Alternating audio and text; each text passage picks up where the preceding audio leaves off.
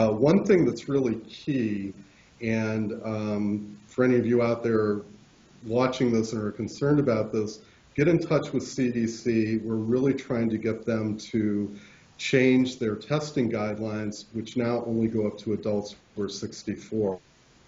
What's kind of ironic about that is that Medicare will pay for HIV testing. It's one of the covered services, but CDC isn't recommending it. And the fallout from that is that there's a lot of research now that has recently come out showing that even though we've gotten rid of confidential name-based reporting and have tried to make HIV testing routine, older adults are getting tested for HIV at much lower rates than younger adults. And when they do get tested and the HIV is diagnosed, we find that it's much later in the disease. So they're much more likely to get a concurrent diagnosis of HIV and AIDS versus a diagnosis of HIV alone. And simply that means either their immune system has collapsed or they have started to develop the opportunistic infections that we see with HIV.